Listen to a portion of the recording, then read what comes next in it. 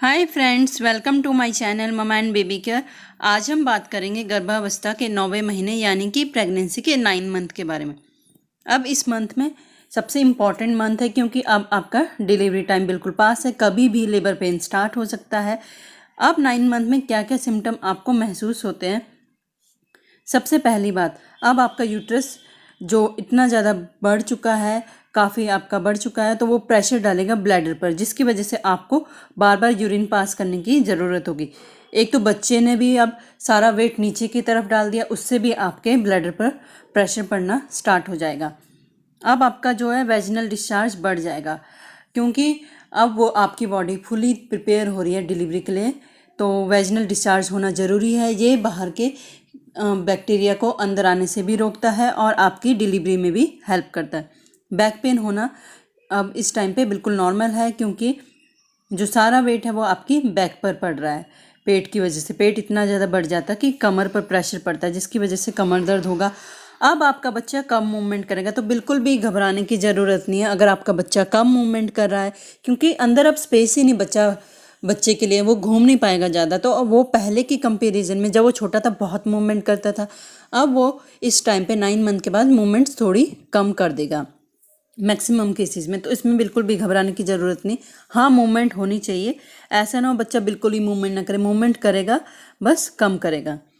अब आपके पैरों में स्वेलिंग आ सकती है, उसके लिए आप क्या करें कि गर्म पानी में, गुनगुने पानी में नमक डाल के 10 मिनट उस पानी में पैरों को आप रखें, तो उससे आपको काफ़ी रिलीफ मिलेगा। अगर आपके पैरों में स्वेलिंग आ गई है, आपकी टांगों में दर्द होगा क्योंकि अब सारा वेट टांगों में भी पड़ रहा है, तो लेग क्रैम्प्स हो गए यानी टांगों में दर्द, ये भी नॉर्मल है।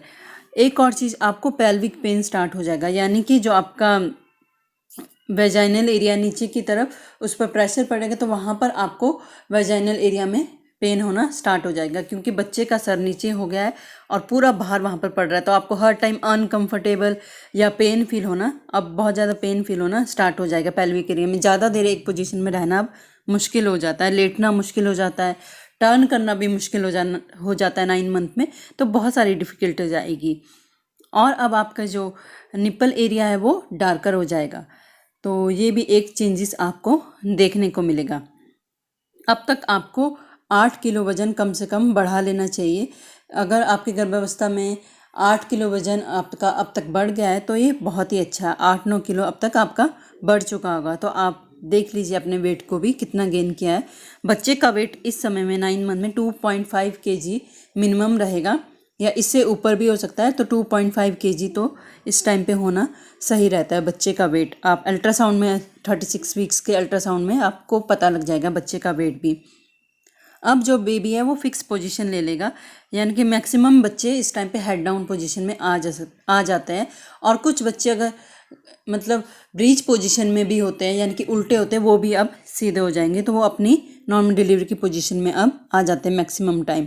इस टाइम पे आपको छुआरा खाना स्टार्ट कर देना चाहिए दूध के साथ, 1 या 2 छुआरे या फिर 3-4 छुआरे भी ले सकते हैं, अगर आपको सूट करते, सूट करने पे डिपेंड है। अब आप गर्म चीज़ें खा सकते हैं, सब कुछ खा सकते हैं, अब कोई दिक्कत नहीं, अब ज़्यादा परहेज अब नहीं रहता, आप सब कुछ खा सकते हैं। 9 मंथ में आपको क्या क्या करना है, वॉक को बढ़ा दो। अगर आप 1 टाइम करते हो तो 2 टाइम कर दो, हर बार खाना खाने के बाद भी वॉक करो। जितना वॉक करोगे नॉर्मल डिलीवरी के लिए अच्छा है। स्क्वैट्स कीजिए, स्क्वैट्स करना बहुत ही अच्छा रहता है। स्क्वैट्स के बारे में आपको डॉक्टर भी रिकमेंड करते हैं, और ये नॉर्मल डिलीवरी में हेल्प करते हैं। ये हमारी थाइज मसल को स्ट्रॉन्ग करते हैं स्क्वैट्स, जिससे आपका नॉर्मल डिलीवरी में हेल्प मिलती है। बटरफ्लाई एक्सरसाइज आप कर सकते हैं नॉर्मल डिलीवरी के लिए। तो जितना आप फिज़िकली एक्टिव रहेंगे उतना ही आपके लिए अच्छा रहेगा, तो अपनी फिज़िकल एक्टिविटी और ज़्यादा बढ़ा दीजिए। सारा काम अब आप कर सकते हैं, अब कोई रिस्ट्रिक्शन नहीं है। और बस अब आपको वेट रहता है इस टाइम पे कब आपकी डिलीवरी होगी, तो उसके लिए आप हॉस्पिटल बैग रेडी रखिए, क्योंकि कुछ पता नहीं कब सिम्टम्स आ जाए, यू नेवर नो। एक कभी बिल्कुल नॉर्मल भी होता है तो अचानक से सिम्टम आ जाते हैं, तो कुछ पता नहीं, हो सकता है कल ही आपकी डिलीवरी हो जाए या हो सकता है 2-3 हफ्ते लगे।